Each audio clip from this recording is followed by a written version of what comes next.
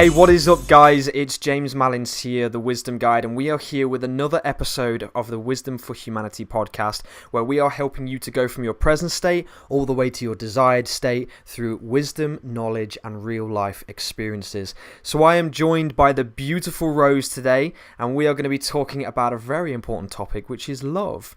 Now, I'm just going to give you a brief overview of Rose. She is a relationship and love coach, and she has been practicing for a very long time now, so she's got plenty of expertise and knowledge in this area, and I for one cannot wait to hear what she has to say about this topic. So how are you doing today? I'm doing great. Thank you for that wonderful introduction. I love it. That's brilliant. I'm excited to be here. No, I love it, and thank you so much for coming on. So we are talking about love today, and one of the first topics and sort of angles I'd like to take this down, because we're talking about love and relationships, so they're very, very closely intertwined, of course. So what would you say are the initial signs of a good relationship? So what could somebody expect? Well, that's like a little bit of a loaded question, because it depends on a couple things. You know, the most important thing, though, that I want to elaborate on is it's really difficult to pick up on a good relationship sign if you don't have a good relationship with yourself. So the more that you have a self-awareness about who you are, that confidence, and you build a love within for yourself. And I'm talking about like the whole 9 yards, like the butterflies that you feel for someone, like you need to experience those for yourself first. And also knowing what you like, what you want now in the future, things that are healthy for you, things that are not healthy for you. You need to really have that relationship with yourself. And the more that you invest in it, the higher your chances of getting that awesome man or woman to come into your life. If you don't invest in it, you're going to have a low quality return on who you're attracting into your life. So that is the most important thing. If you feel like you have that great relationship with yourself, and you can't fake it. This is the thing, I come from a law of attraction standpoint in my coaching, so you can't fake it. If you fake it, you're gonna get who you are, not what you want. And that's what I teach a lot is you get a relationship, you attract that which you are, not what you want to see. And so knowing yourself is so important so that you actually attract that desired person in your life. So if you feel like you do know yourself and you have that great relationship with yourself, it's not going to be a matter of, is this person good for me or not? You're going to know it because the reflection is going to be there. It's like magic, almost. It's in sync. You have that energy with that person. You vibe instantly. And you'll know it because you feel it and you can spot it on someone else's face. You can spot it with their energy, how they talk, the words they choose, the way they live their life, their lifestyle. Those are all wonderful signs that only if you know yourself, you'll be able to see it in another person. So that is key. That's paramount. And, so that's how I go about deciding or, trying to understand, is this person good for me or not? A lot of times we go through life robotically and we just feel it and we allow someone to come to us and we're not really selecting the person, we're allowing them to select us. And then if you're not in a good confident state, then you are just flowing with it, and whoever comes in your life, you're like, oh, well, they're paying attention to me and this feels good and I haven't had these feelings for so long and this must be the person. But you are not in control. You're not selecting them. You're just allowing for whatever comes at you to come into your life, and then you open your arms to it. And, well, we all know what happens after that if you're not the person in control of what's going on in your life. That's such a beautiful answer. And a few guys who have been watching from the beginning of this series, we talked about the person inside, we talked about inner strength and inner power, and understanding yourself before you venture into the realm of helping other people. And this is just a perfect analogy right here, talking about the law of attraction and how we resonate with other people. And just thank you so much for bringing that up. That was brilliant.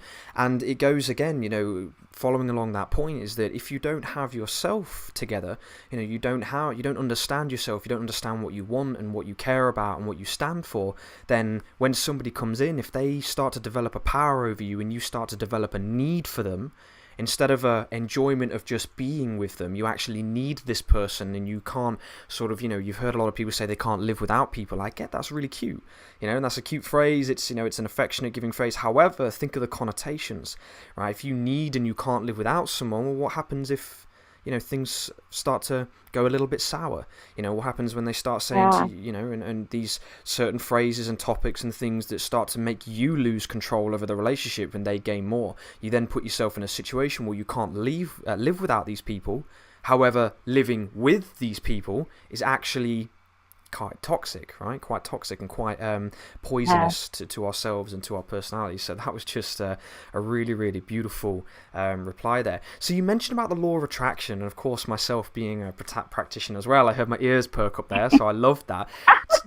Tell me a little bit more about that, like what you would do when it comes to bringing a client in and showing them the ropes and showing them how to really understand the mechanics behind the law of attraction. Well, the first thing is there's so much information out there about law of attraction, and I'm sure so I'm speaking to someone who is already well-versed in it, I'm sure, right? But the way that I explain it is, going back again, it's like you get what you are, not what you want, right? And there's a lot of information out there saying it's like, oh, well, you can have anything you want. It's like, a dream. I think it, and I want a car, and it just shows up in my driveway. It doesn't work like that. You have to first check within yourself. I'm a firm believer that the more that you love yourself and you have that relationship with yourself, then you know who you are, and you have what is paramount of importance in law of attraction, and that's clarity. You need to have clarity about what it is that you want, right? Because that clarity is going to come from within, from with your heart, from in your mind. And if you're scattered and you don't know what you want, the universe doesn't respond to that. It doesn't like mixed energy or indifference. It wants clarity. It's hard to know what you want and have clarity if you don't know who you are. So that's super important, so knowing who you are so you can develop clarity. Also being able to focus onto your thoughts, right? What beliefs do you have in there that are looming around? Because those beliefs, we can visualize or script in the morning or whatever, and then throughout the day, if you're thinking negatively about the thing that you desire, it's not going to happen. So you're canceling out what you're sending out just with those negative beliefs and those negative thoughts. So you have to learn a mental diet, like Neville Goddard talks about. You have to learn the mental diet of pruning the thoughts and pruning the unwanted and focusing on the desired, right? And then also those limiting beliefs need to be worked on, and that is a lot of more self-love, right? Do I talk negatively about myself? Do I talk negatively about others and about the thing that I desire? You have to become very self-aware of what you're thinking so that you can begin refocusing and reframing on that which you desire to maintain that state of living in the end. So that's just kind of like a overall, of how I explain it to my clients. No, and again, like, it really shows your expertise really flows through, and I think it's really beautiful to listen to your perspective on it, and really, you get it, like I think that there are, like you said, there's a lot of information out there. There's a lot of people talking about the law of attraction, and one key thing you said was that you can affirm and manifest and, pray for it all you like, but unless you put the work into yourself and you take action on yourself and your beliefs and your thoughts and those processes, it's not just going to fall into your lap.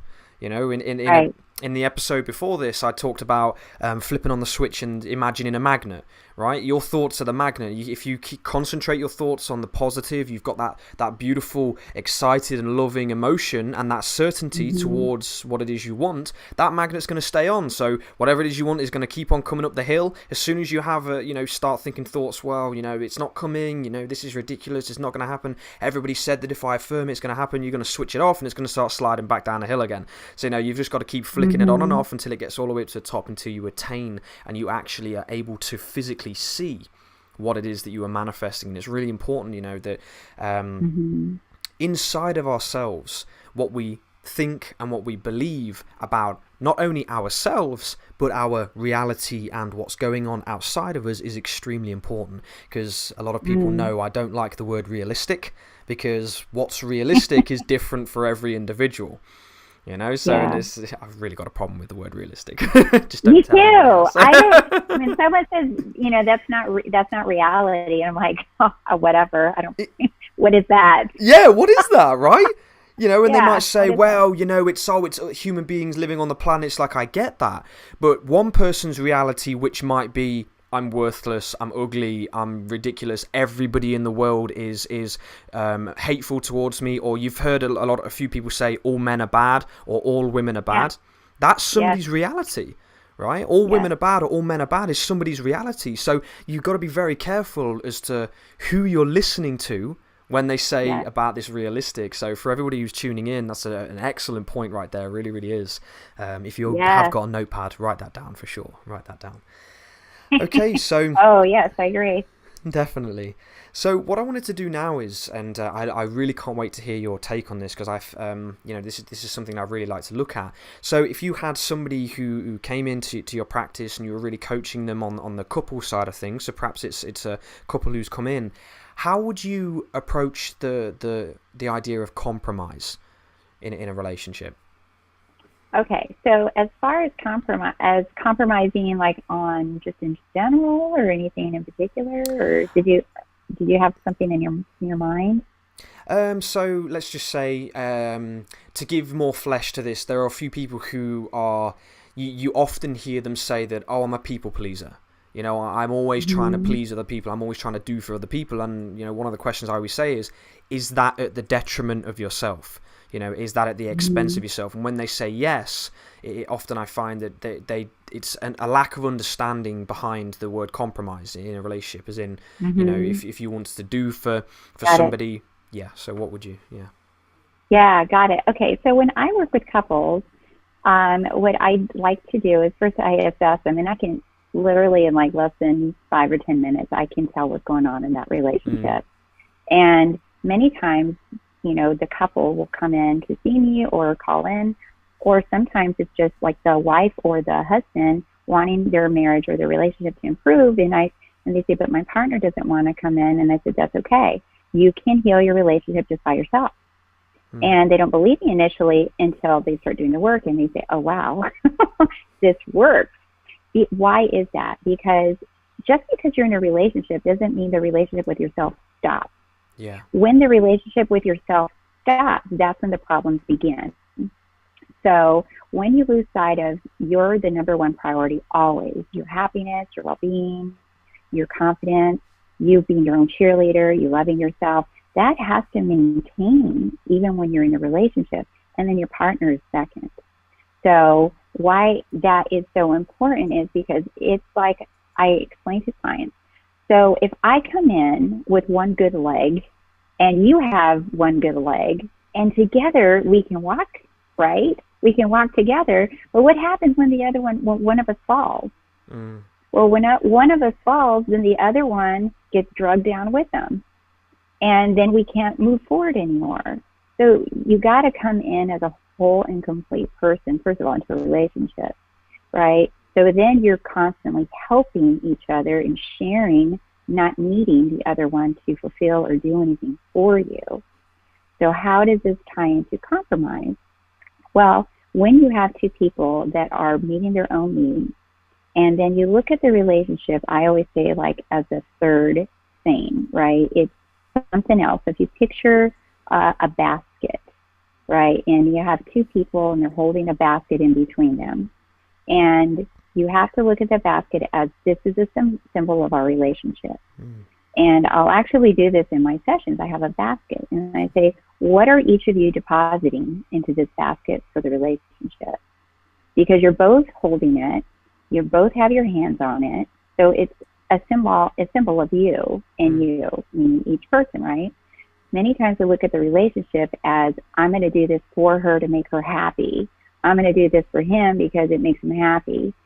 And that's cute and everything at the beginning. But as the relationship progresses, that becomes resentful. Like, you're sucking up all my time. You're taking my money. Why do I always have to do this? Well, I'm making dinner because you said you want me to make dinner. It becomes more about the person, not about the relationship. So if you look at your relationship as that basket again, right? What is each person depositing into it? You're not depositing something for the other person. You're doing it for the relationship.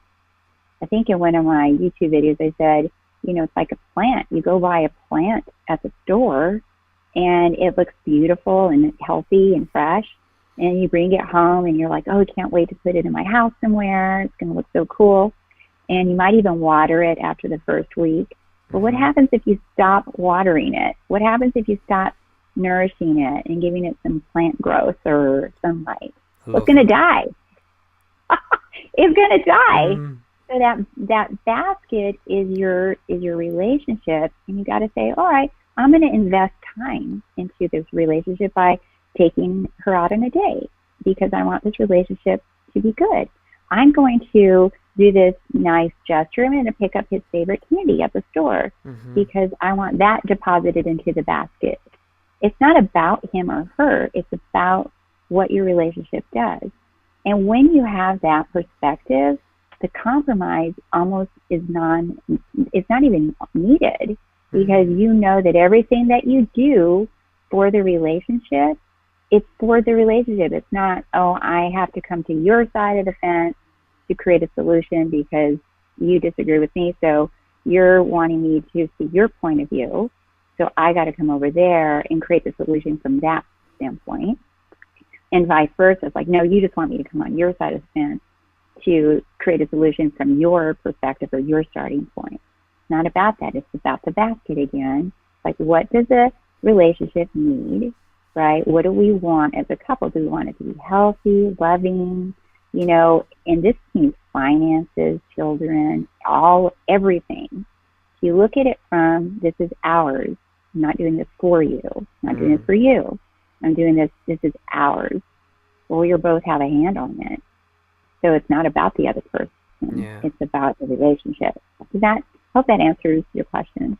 Absolutely, and that answer was phenomenal, and I'm sure for all the listeners you'd have really, really loved that. And in fact, you, right there, you've just upgraded my teaching of my own, because obviously when I mentioned about the compromise, I didn't think of it in the sense that to take out the actual individual, should we say ego? Would that be the right word? I don't know. Yeah, the autonomy of the individual. Yeah, because then you, instead of it being, well, I'm doing it for this person or I'm doing it for them to make them feel good, and sometimes that can be at the expense of myself. Instead, you're looking at, well, I love this person I'm with, so I'm going to do it for us, for the relationship. So therefore, it's not just doing it for them, but doing it for yourself as well, which I think ties in nicely from that self-understanding and working on yourself before you try to help anyone else. So that's really, really beautiful, because and when I kind of do a bit of coaching with some of my clients, and they have these struggles with dealing with people, whether it's in relationships and things like that, and they say, well, they just don't love me,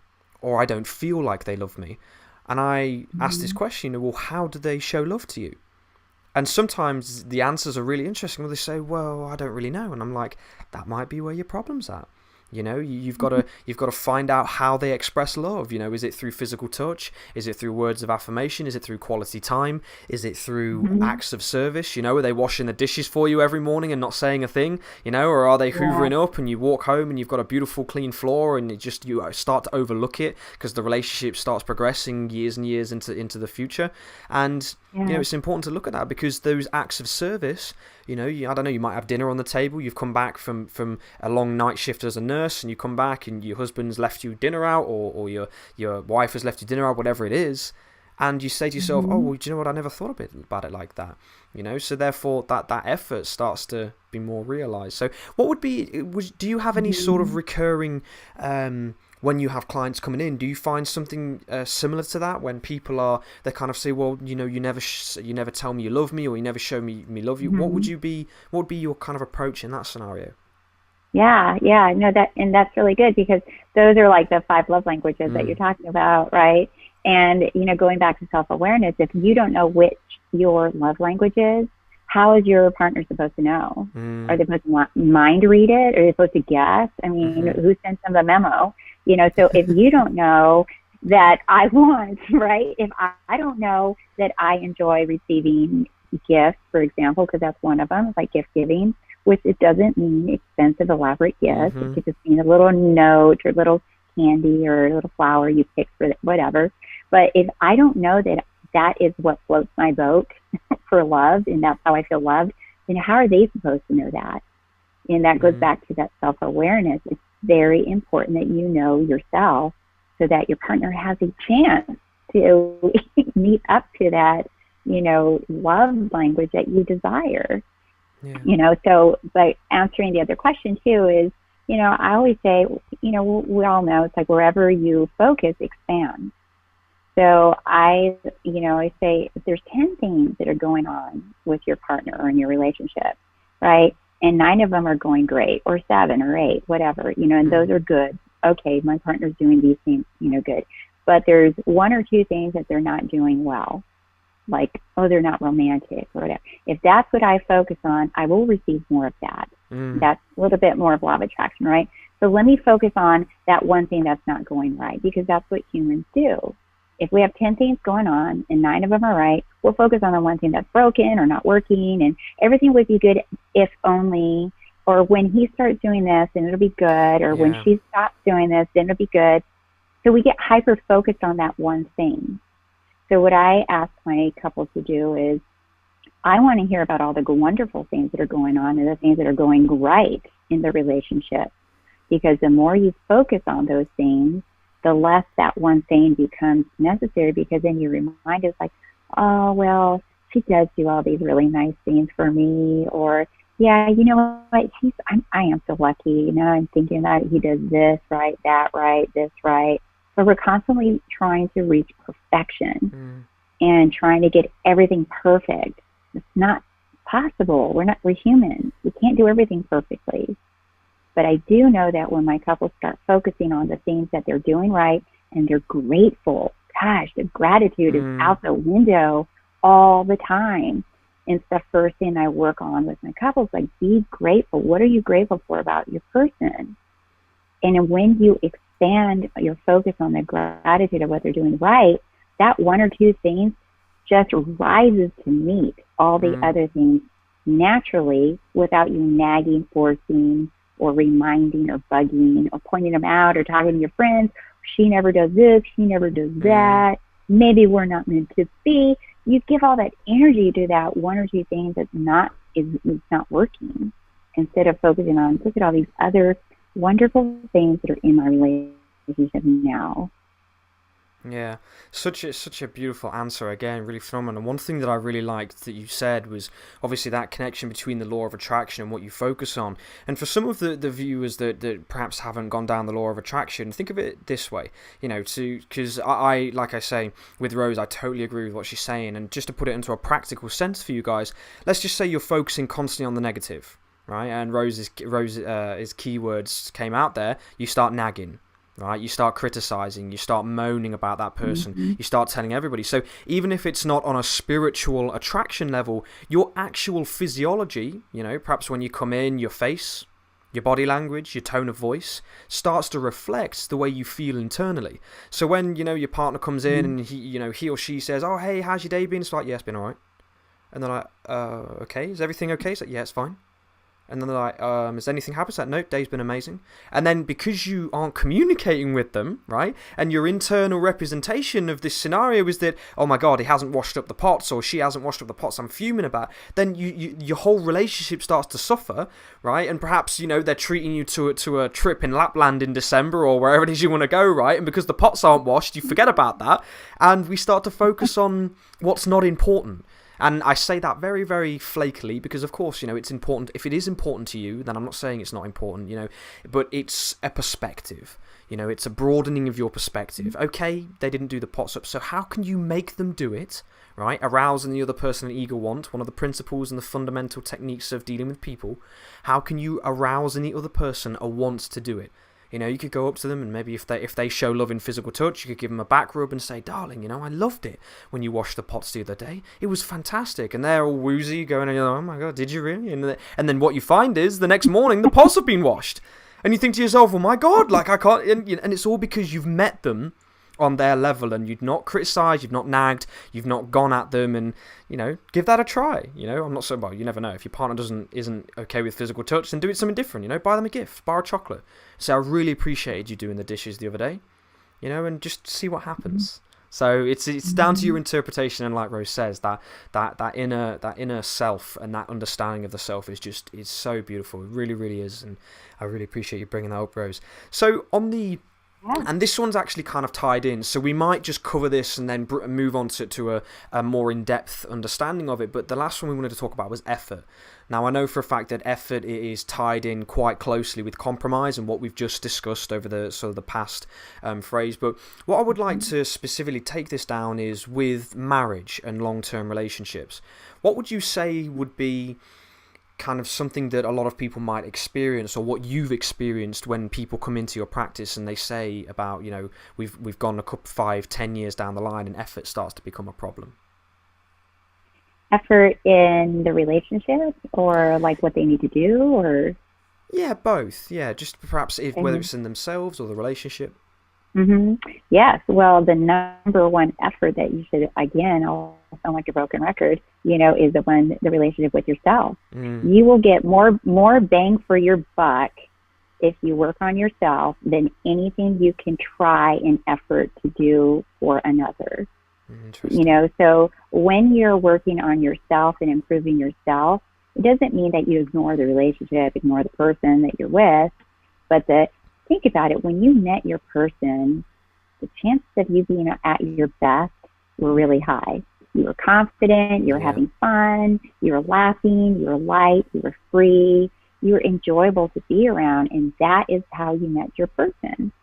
So if you find that you're shifting away from being that person, that is your job to fix it. It's not your partner's fault. It's not your partner's responsibility to help you feel happy and light and free again. He didn't have anything to do with it, or she didn't have anything to do with it when they met you. So clearly you are able, and you can do it. So it's your responsibility to put yourself into that state, and when you feel like you're dragging, well, what do you need to do for yourself? You need to go speak to a therapist or a coach, or get some help, read some self-help books. You need to start working out. You need to start taking care of yourself. You need to stimulate yourself intellectually. It's not your partner's job to help you feel better. So that is the biggest return on effort in a relationship, because then doesn't sound amazing, right? You get two people that are caring for themselves and constantly seeing how they can improve. They are going to be working from their optimum level. Then you put people together doing that love each other. That is like magic. That is like the best relationship ever, because then it's not based on need. I need you to do something. It's more on sharing and love and wanting and that desire for that other person. So, but the relationship, going back to my plant analogy, right? You buy a plant, right? Well, let's pretend your relationship is the plant. So if only one person is in charge of watering the plant, let's say, well, what if I'm having a bad couple weeks, or I'm on vacation or whatever, and the other person is behind and at home? And they're like, well, I'm not going to water the plant. It's not my job, and I'm not going to do it. And, oh, I don't need, is there a plant? Is there a plant in the house? I didn't know there's a plant here. And so it becomes one-sided, right, for that one person if they drop the ball on bringing things into the relationship, and then the other person's just kind of sitting around waiting for the other person to do all the work. That's not fair, and the relationship will not be nurtured and grow. So both people really need to be aware. It's like, what can I do to do something fun in the relationship, right? Fun is monumental for couples.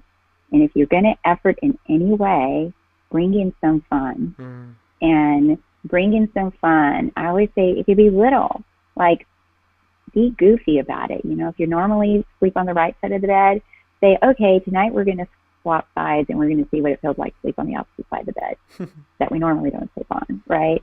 Or we might do something like, you know, we always go to the movies on Friday night. We're going to do something different. Let's go shoot pool. Let's go bowling. Let's go do something different, right? And I normally drive, so you're going to drive, and we're going to take a different route. Like really, like you can mix things up so that your mind is being presented new information as well.